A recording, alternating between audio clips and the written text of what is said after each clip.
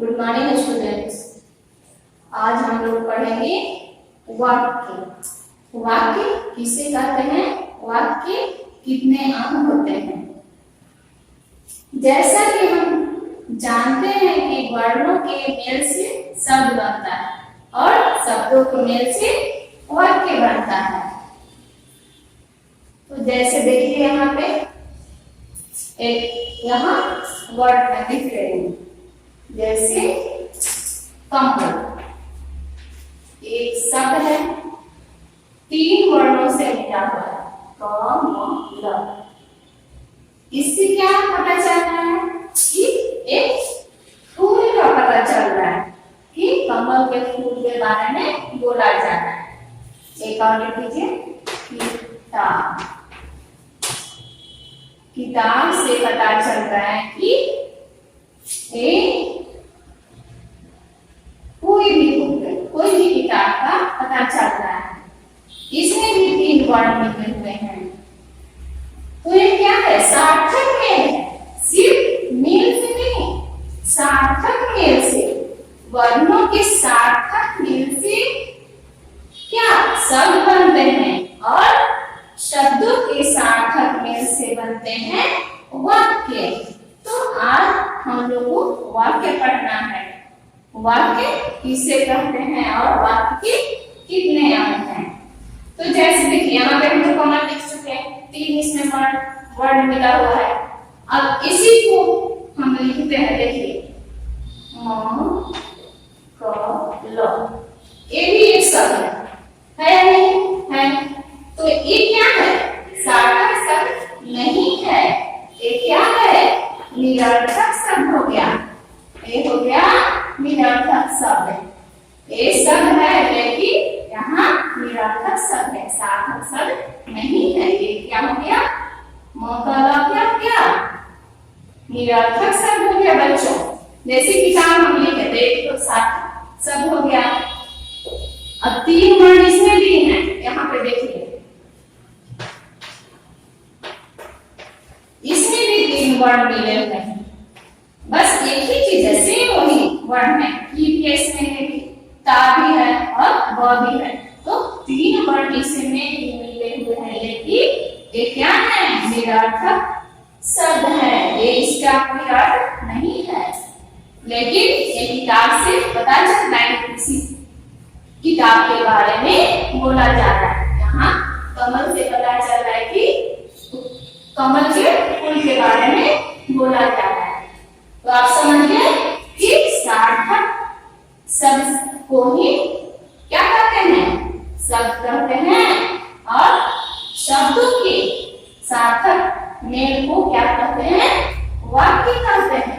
तो आपको पता चल गया कि सार्थक शब्द किसे कहते हैं और निरर्थक शब्द। इसका अर्थ पता चले तो हो गया सार्थक शब्द, और जिसका अर्थ पता नहीं हो उसका मतलब कुछ अर्थ ही नहीं है, कुछ अर्थ ही नहीं कर रहा है, तो हो गया निरर्थक शब्द।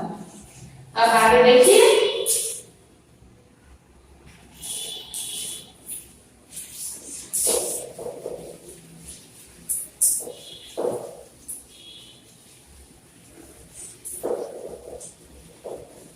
हम लोग को पढ़ना है वाक्य के बारे में। वाक्य क्या है, किसे कहते हैं।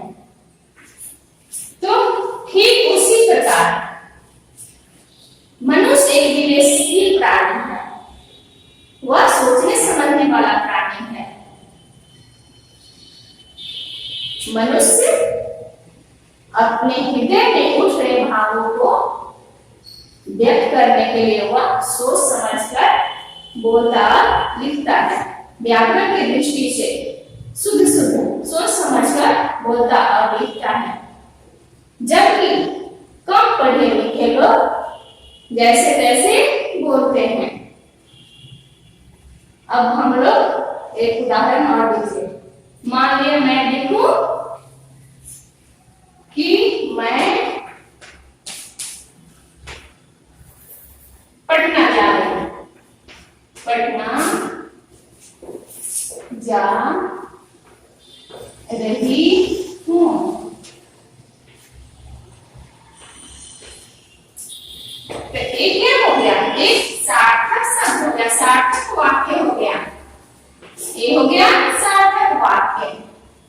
अब इसी को मैं दूसरी तरफ से लिखूं तो क्या हो गया? जैसे देखिए, मैं हूं जा पटना रही। सीन सीन सब है, वही सब है कि मैं भी है, हूं भी है, जा भी है, पटना भी है, रही भी है। लेकिन ये वाक्य क्या हुआ? निरर्थक हो गया। ये वाक्य हो गया निरर्थक, इसका कोई अर्थ नहीं है। इस वाक्य से पता चलता है कि मैं पटना जा रही हूं। तो आप समझ गए कि सार्थक शब्द से ही वाक्य बनता है। निरर्थक शब्द का कोई अर्थ नहीं, जिसका कोई अर्थ नहीं पता चले वो निरर्थक शब्द है। उसका कोई अर्थ ही नहीं, इसका कोई अर्थ है नहीं है। मैं हूं जा पटना रही, इसका कोई अर्थ नहीं निकल रहा है, नहीं निकल रहा है। तो आप समझ गए कि शब्दों के सार्थक मेल से ही क्या बनते हैं? वाक्य बनते हैं। शब्दों के सार्थक मेल से वाक्य बनते हैं। निरर्थक शब्द का कोई अर्थ ही नहीं, इसलिए ये क्या हो गया? निरर्थक शब्द हो गया।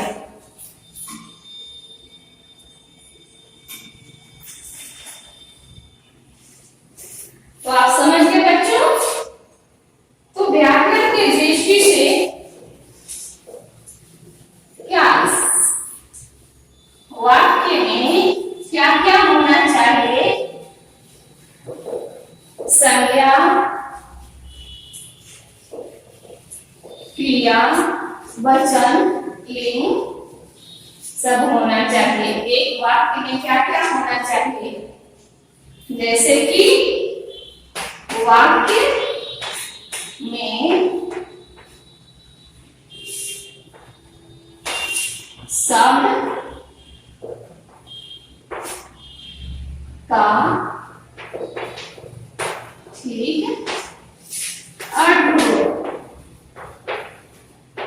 सॉरी अर्थ हो, सही सही अर्थ निकले। और उसमें क्या क्या हो? उसमें अंत में, उसके अंत में क्रिया हो, क्रिया होता है, क्रिया हो। और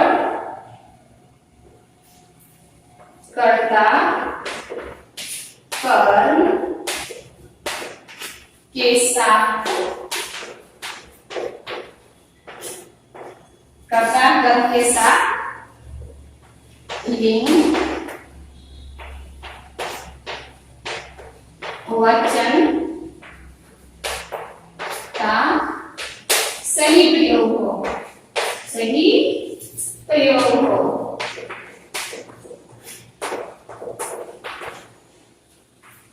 और एक और है बच्चों, ध्यान नहीं आ रहा है, चलिए इतना तो समझ गए कि वाक्य में क्या हो?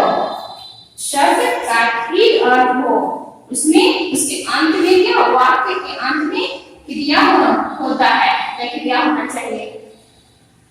और कोई भी वाक्य में कर्ता कर्म के साथ साथ लिंग वचन का सही प्रयोग हो। और वाक्य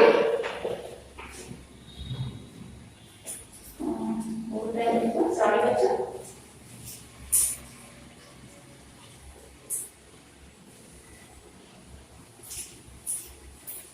उसमें वाक्यों का क्रम ठीक हो, वाक्यों का क्रम ठीक हो।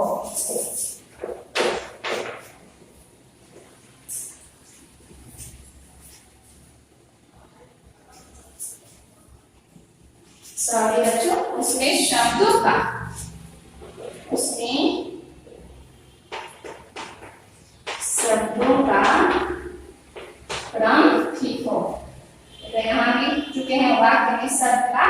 उचित अर्थ हो, मतलब क्रम से हो।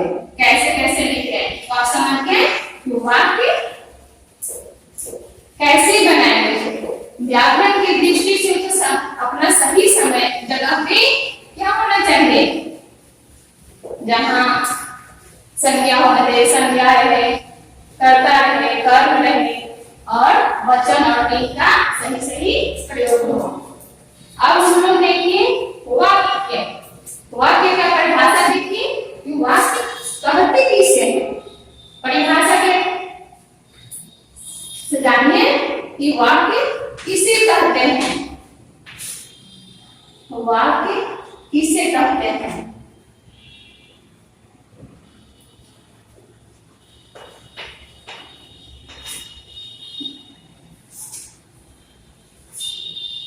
जिस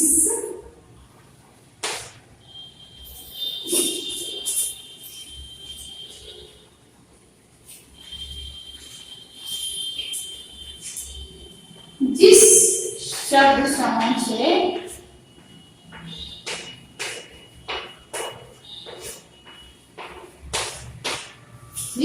समूह से वाक्य का अर्थ स्पष्ट होता है, वाक्य का अर्थ स्पष्ट होता है,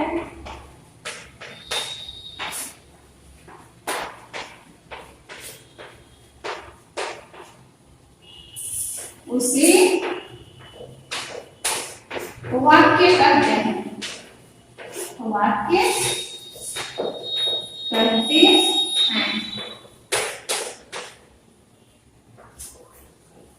देखिए बच्चों, जिस शब्द समूह से वाक्य का अर्थ स्पष्ट होता है उसे वाक्य कहते हैं। मतलब जो वाक्य में लिखा हुआ है उसका अर्थ स्पष्ट पता चले कि क्या वाक्य में है, उसी को वाक्य कहते हैं। जैसे उदाहरण देखिए,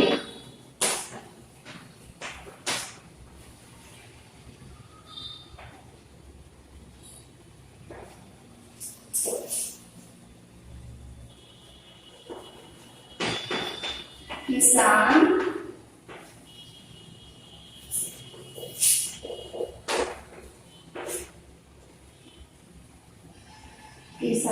खेत में फसल काट रहा है।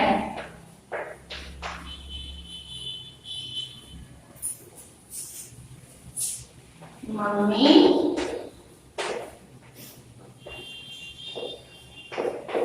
खाना बना रही है। दोनों बातों से पता चलता है, दोनों कारण स्पष्ट हो रहा है, किसान जो है जो खेत में फसल काट रहा है और इसका स्पष्ट हो जा रहा है। अब मम्मी खाना बना रही हैं। दोनों वाक्य से क्या हुआ, और स्पष्ट हो जा रहा है कि मम्मी खाना बना रही है। तो देखिए, जिस शब्द समूह से वाक्य का अर्थ स्पष्ट होता है उसे वाक्य कहते हैं। जैसे देखिए, किसान खेत में फसल काट रहा है, मम्मी खाना बना रही हैं। दोनों वाक्य से पता चलता है कि दोनों का अर्थ स्पष्ट हो जा रहा है कि मम्मी जो है जो खाना बना रही है, किसान खेत में फसल काट रहा है। अब देखिए वाक्य के कितने अंग होते हैं, तो वाक्य के दो अंग हैं। एक हो गए उद्देश्य और दूसरा हो गया विधेय। तो वाक्य के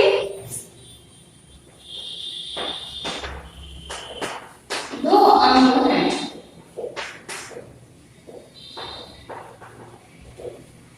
पहला हो गया उद्देश्य और दूसरा हो गया विधेय। वाक्य कितने हो गए बच्चों? दो वाक्य। पहला हो गया उद्देश्य और दूसरा हो गया विधेय।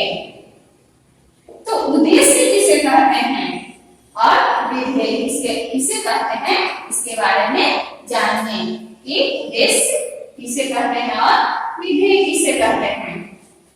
तो आप समझिए कि वाक्य किसे कहते हैं। देखिए इस बार जिस शब्द समूह से वाक्य का अर्थ स्पष्ट होता है उसे वाक्य कहते हैं, या शब्दों के सार्थक मेल को वाक्य कहते हैं। हर किताब में हर तरह की परिभाषा दिया रहता है, तो आप जो आपको सटीक लगे, हल्का लगे, वो आप सरल लगे जो आप याद कर सकते हैं। ठीक है बच्चों? तो उदाहरण देखिए, किसान खेत में फसल काट रहा है, मम्मी खाना बना रही है। अब वाक्य के कितने होते हैं? दो। पहला हो गया उद्देश्य और दूसरा हो गया विधेय। तो देखिए उद्देश्य का परिभाषा देखिए क्या है। उद्देश्य किसे कहते हैं और विधेय किसे कहते हैं। क्या है उद्देश्य और विधेय? पहला हो गया उद्देश्य।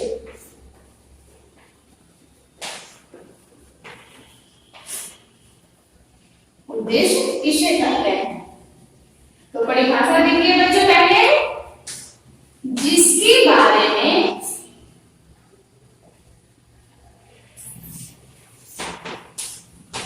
जिसके बारे में कहा जाए उसे उद्देश्य कहते हैं। उद्देश्य कहते हैं, कहते हैं। जिसके बारे में कहा जाए उसे उद्देश्य कहते हैं। यानी किसी चीज के बारे में उदाहरण देखिए तो समझ में आएगा। उदाहरण हो गया, एक उदाहरण मैं यहाँ दे देती हूँ। उदाहरण जैसे हो गया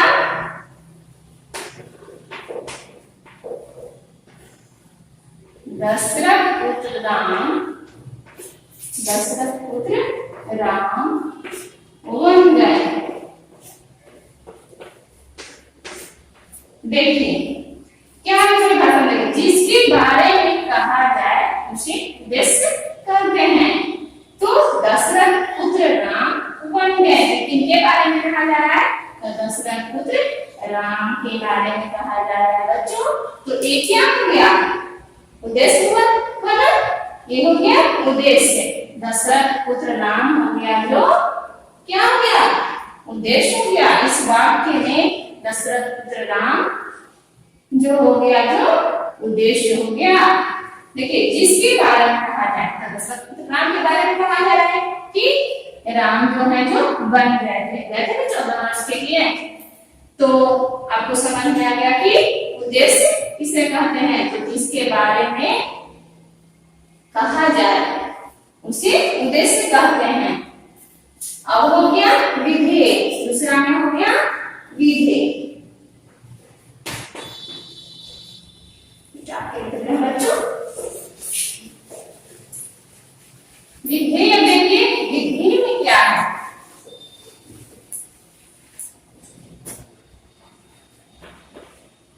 सॉरी बच्चों, दूसरा हो गया विधेय। विधेय किसे कहते हैं? तो विधेय में हो गया उद्देश्य के बारे में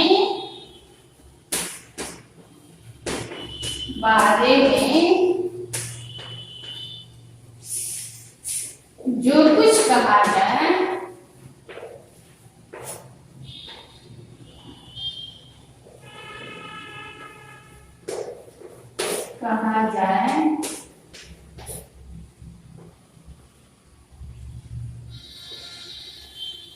उसे क्या कहते हैं बच्चों?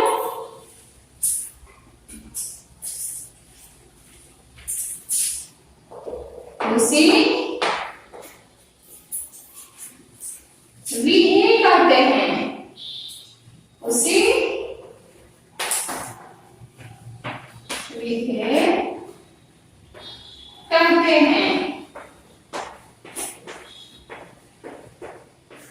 उद्देश्य के बारे में जो कुछ कहा जाए उसे विधेय कहते हैं। उदाहरण में देखिए, उदाहरण देखिएगा तो समझ में आएगा आपको। उदाहरण जैसे देखिए, भागलपुरी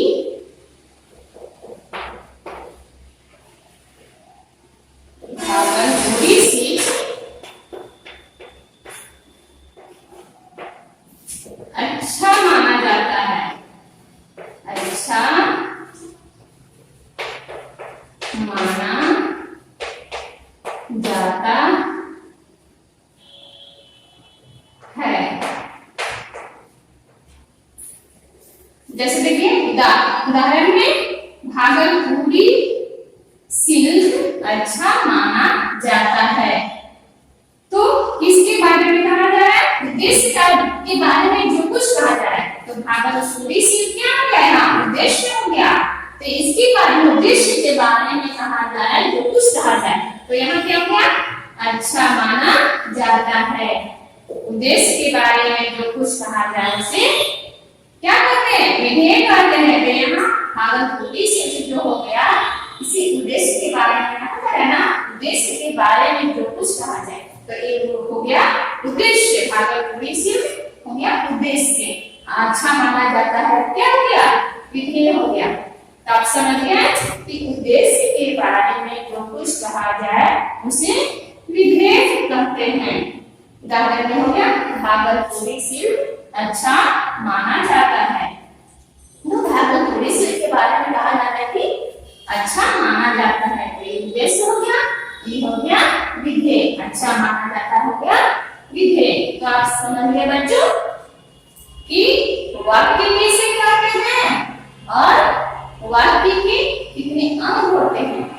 आप समझ गए कि वर्णों के सार्थक में को शब्द कहते हैं और शब्दों के सार्थक में को क्या कहते हैं? वाक्य कहते हैं। सार्थक समूह कहिए या में कहिए, तो हो गया उससे क्या? शब्दों के सार्थक समूह को कहते हैं वाक्य। तो आप जान गए कि वाक्य के दो अंग होते हैं, उद्देश्य और दूसरा विधेय। तो दोनों का परिभाषा तो आप देख लिए कि क्या है। तो उम्मीद है कि आपको समझ में आ गया होगा कि उद्देश्य क्या है और विधेय क्या है और वाक्य किसे कहते हैं। तो वाक्य के बारे में बता दी कि वाक्य में समय सही जगह पर सही क्या कर्ता, कर और वचन का सही प्रयोग सही जगह पर हो तभी वाक्य सही होगा। तो आप देख लिए कि वाक्य किसे कहते हैं और वाक्य कितने अंग होते हैं। तो आपको अब मैं होमवर्क दे देती हूँ, आप अपने नोटबुक पर लिख लीजिएगा और सही सही से याद कीजिएगा। मैं ग्रीन कार्ड दे देती हूँ बच्चों।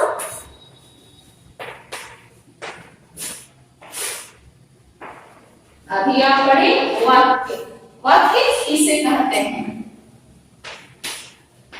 वाक्य किसे कहते हैं?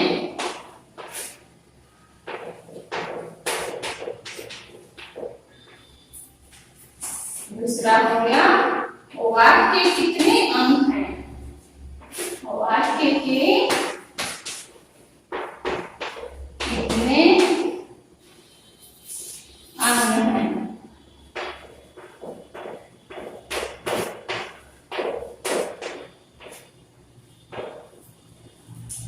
तो आपको उम्मीद है कि वाक्य सही से समझ में आ गया होगा बच्चों। आप सही सही याद करके अपने नोटबुक पर लिख लीजिएगा।